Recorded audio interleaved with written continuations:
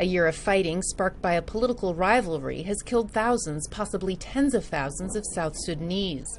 The country, which became independent in 2011, has also spiraled into a humanitarian crisis that the UN says has left half the population hungry and nearly 2 million displaced.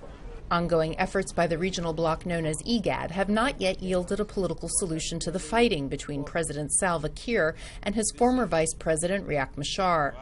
UN peacekeeping chief Hervé Ladsus says international pressure must be intensified. This has lasted too long, it has been too costly, and let's face it, the leaders have not shown much regard for the livelihood of their citizens.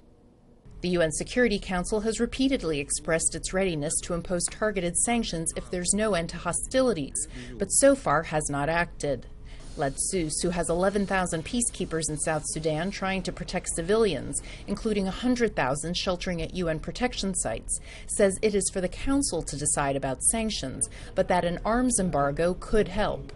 I think it is not normal that the oil revenue, which is still generated by the old fields in the north, actually is used to buy military hardware and ammunition. That is simply not acceptable.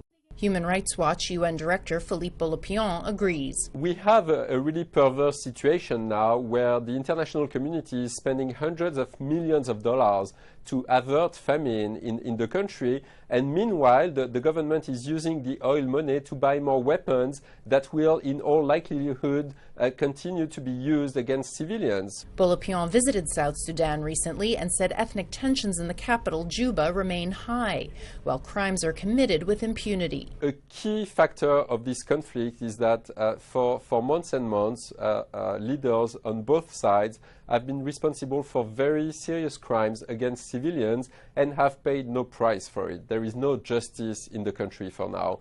The violence and resulting humanitarian disaster have forced the UN to abandon its efforts to help South Sudan build its state institutions and to focus only on responding to emergency needs. Until there is a lasting political settlement, the prospects for this young nation developing are dim.